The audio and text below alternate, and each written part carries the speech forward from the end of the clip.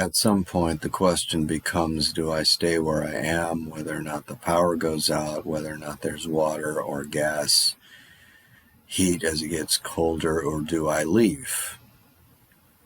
I already no longer have Netflix. That's gone. Am I going to get a refund for that Uber fee they charged me with? All this and more on Still Life with Zombies.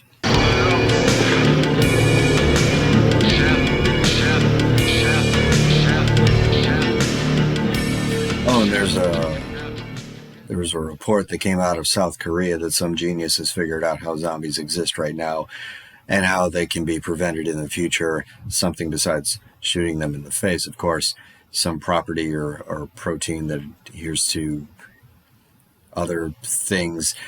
I know I was watching it, listening to it, but my ability to focus has been somewhat compromised. So I'm not sure I got or understood most of what was being discussed. This is being presented by Democracy Now!, which is a great place to get your news from, but their clips on YouTube are like 30 minutes long, and that's when the culturally forced ADHD kicks in sometimes, along with whatever stress is occurring in my mind as we go on. Sometimes that can happen. I could listen to Angela Davis talk for hours, but it's Angela Davis, and she's pretty much a superhero, so hope she's okay. I suppose that's a little ray of sunshine right there. Somebody saying, hey, I know what's happening, and then, yeah, keep her alive so she can keep looking into this. However, the clock is ticking on this, and if it's an electric clock, then eventually it won't be ticking at all. So I'm not sure what my takeaway on all this is supposed to be. I mean, we're pretty wrecked. We're about to go back to the Dark Ages, where we'll now have to join a tribe or something to survive, become hunter-gatherers, and sell our children off to be married so some pact can be arranged. The future is complicated and not in the way that we thought it would be. And we were already a shit show to begin with, let's be honest, but at least we had smartphones and movies and prepackaged food. But we were already getting the tribe mentality going anyway. Bros and camo wanting to get their race war on, stocking up on guns, listening to their radio show hosts and their social media champions. And hey, guess what, Breitbart? Guess what, Fox? Your pushing of the envelope has bore fruit. Maybe not in the way you expected, but hey, you've always been for less government. Here it is. No government. Every man for himself. Only the strong survive. Judging people on the size of their gun, not the content of their character necessarily. There are good people on both sides after all, but, and I'd like to stress this, the side you think you're on, you may not be on anymore. While you were raking in the cash by stabbing at the irrational fears of the beleaguered masses, prepping them to be angry at strangers, fracturing what could have been a community, the sort of thing that book you like tends to stress, you know the one I'm talking about, while you were enriching yourselves to do such a thing, the bottom gave out in the most unexpected of ways, and it may be that you have stocked up. Not on money, because what can money mean when everything falls apart? But maybe you've had Amazon drones deliver everything you need to live since all this started. I'm thinking you used express service because you can afford it, and you bought all the food you could at the inflated prices and tried to decide what would work as material to barter with. Maybe that's how you strike a bargain to become king of some small fiefdom, and can give big men with big guns all the frozen steaks you bought, which you keep cold in a freezer that is kept cold by a gas-powered generator, but eventually that shit gets old, and it could be that one day the masses turn on you and decide that your need to control your environment is just too much to take, and they may still harbor some resentment that they will never ever get to hear another Billie Eilish song, for she is the only one that everybody can seem to agree on right now, and you will be taken from your home and be humiliated in a way that you have never experienced before, and hung upside down from a tree so children can beat you with sticks. But it's okay, let the free market decide. And maybe I'm just reacting to the hunger I'm experiencing, or I'm just angry in general. And here's the thing, and you can give me shit for this if you like. I know I'm not built for this sort of existence. My parents, though they leaned to the right politically, didn't raise me to be prepared for something like this. It's probably true in some cases in America, unless you were raised in a cabin in Idaho and were made ready for a horrible eventuality in one form or another. Or maybe you live in a poor area and whatever lessons you have learned, though limited and detrimental under specific policies because you have been targeted for exclusion, perhaps under these new conditions you will thrive in a way that thriving really only means surviving. But not me. My parents didn't push me in certain directions. They didn't raise me to be particularly religious. I was raised to believe in God and Jesus and whatever, but church was boring, and eventually it ceased to be a thing we did. I think my dad gave me one lesson about guns when I was young, really young, like 7 or something, and I learned enough to know that his rifle was heavy. And I'm pretty sure my mom told him that she didn't want me to learn how to use a gun, though I have no proof of this other than my mom's word is law, and I never had a follow-up lesson. I was encouraged to play sports because my dad played sports and I was good at sports. No complaints there, but I don't do that anymore because at some point sports becomes painful to do. And golf is not a sport, it is a hobby. Though it is a hobby that could come in handy, and you could swing that golf club and send that zombie head you're aiming at into the green. But if I'm looking for people to team up with, I'm not looking for golfers. I'm trying to figure out how to get into contact with the New York Jets. And I know they suck, but they still have a skill set that doesn't involve asking some kid for the right club in a given situation. I was a Cub Scout and a Boy Scout, made first class, but I couldn't tell you that I learned anything from that. How to tie specific knots remains a mystery to me, but I do remember that apparently Native Americans and whoever we are, whatever I am, our two peoples leave different footprints. Like Native Americans walk with their toes straight ahead, and we walk with our toes pointed outward.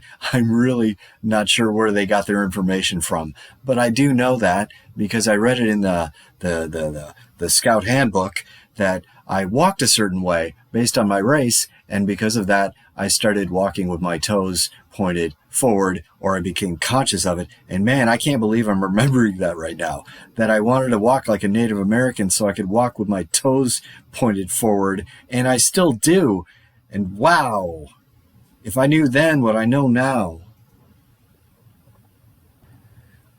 Anyway, I was raised mainly to just be this, who I am, for whatever that's worth. Why did I bring that up? Right. I have no illusions as to what my fate may be. I don't have the tools, and my sense of humor may be seen one day to be off-putting. So maybe I get sacrificed because Steve can't take a joke, doesn't understand nuance. Maybe he doesn't like my face, how he takes my "are you being serious right now" look to be not benign, but some sort of perceived threat.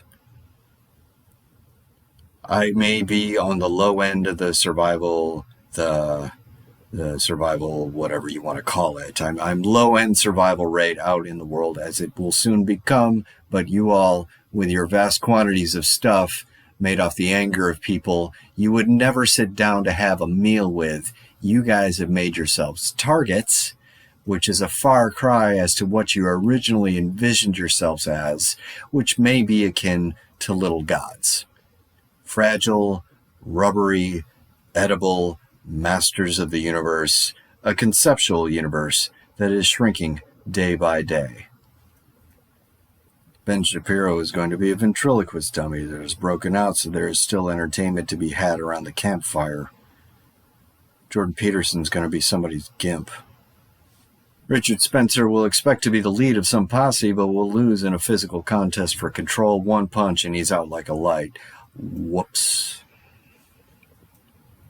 Plus, you don't have Netflix or Hulu anymore. That distraction is gone from you. Soon, all pockets of the internet will be gone. All those fancy restaurants will be gone. Your reach will be gone. No more Twitter followers, no more Instagram followers. So you will crawl into yourselves. You will have to live with yourselves, crawl into the dark little hole that is your essence, because no matter how horrible the world has become, you will have always thought that you would be comfortable in it. I'm so sorry for how disappointed you must be at this moment. I'm used to being poor, not destitute poor. If I got destitute, I still had a family in a position to help me out, though I hate having to ask them for anything, and have starved in the name of that. At one point, I spent a month living in my car, and that kind of poverty was enough for me to know that I didn't care for it. But people go through lifetimes of it, and it will drive you to the edge, and whatever depression and anger and pain I felt from just a month, I cannot imagine the magnification of it beyond that. And that's what most of the population of the earth will now feel. It's what most of them have felt before this, and now it is magnified. So you may have at one time been that way, come from nothing and achieved great heights by whatever dickery served you best. You managed to pull yourself up by your bootstraps. However, I'm guessing that muscle has shrunk and wasted away from disuse. That ability to survive under harsh conditions, because now you have a sauna and 12,000 channels and can afford to eat healthy, real food, not what you get at 7-Eleven, what the poors eat. One day, all you may wish for is to be able to binge watch season 1 of Last Man Standing because you had them all on TiVo Edge, but you can't anymore because that's life, buddy. And the thing is, this is not your fault. The way it's all coming apart, you had nothing to do with it. You just prepped an attitude among us that is not helpful long term. That's your role. You screamed like harbingers of death. You insisted that communal living would destroy us, but you didn't think zombies would be the finishing move. You envisioned more like some cockfight that you could bet on and make money on. No chicken blood on you. Just let the peasants destroy themselves so we can make life what it wants to be. I get it. Zombies were not the plan. Anything could happen as long as you could stay on your throne. I get it. Let the world become what it wants to be. As long as I am safe, then what happens below my stature works for me. I will not die alone. I will die important. I get it. Not saying I told you so. That's a thing with me that I will never say in times like this, because no one ever said, I told you one day that zombies would be a thing. And if they did, great, you just won the lottery, brah. Don't spend it all in one place. No, not saying I told you so. What I am saying is that you lack foresight. Your rhetoric has not prepared you for a situation such as this. Those you have prepared for it will no longer think that you have anything else to offer. Join me in my boat. It's an inclusive boat. Hope you're okay with that. Best learn how to repair leaks. Whew.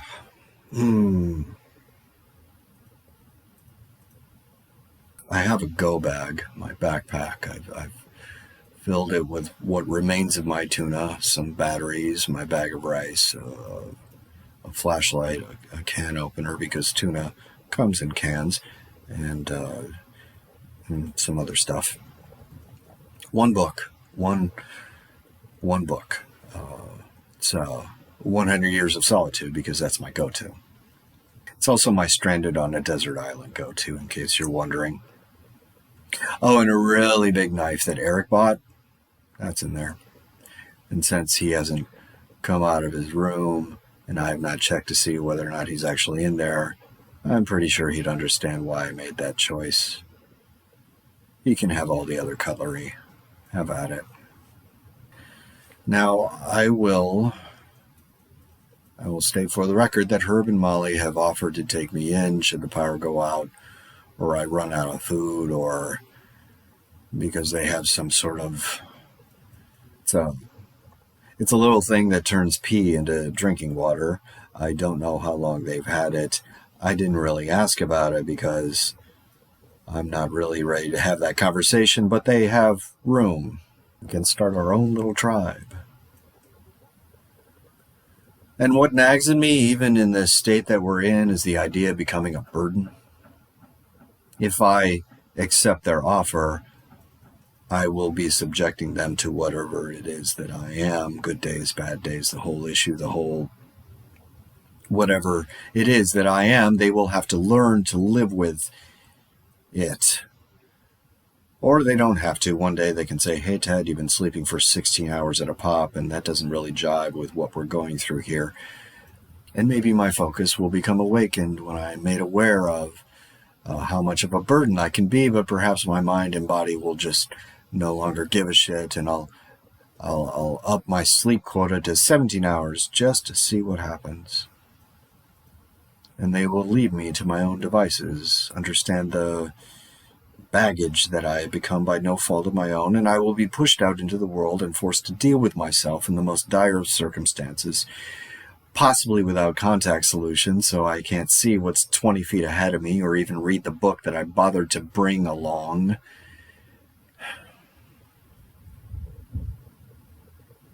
But hey, them's the breaks, only the strong survive. On the bright side, the meek are supposed to inherit the earth, though I'm probably not on that list either. I don't know what qualifies, what the requirements are, in what way I need to be meek. Just meek in general, meek but with conviction, some sort of meekness. I have not spent a lot of time thinking about, something lost in interpretation. This, of course, is all speculation. This may all be solved tomorrow. Who knows? The future is unwritten. It doesn't even exist. We are too big to fail. Let's party like it's 1999. Let's all get up on the right side of the bed. Maybe people will understand that there's safety in numbers. I don't know. Could happen, I guess. I mean, we're fighting against a common enemy, and that always turns out great. Am I right?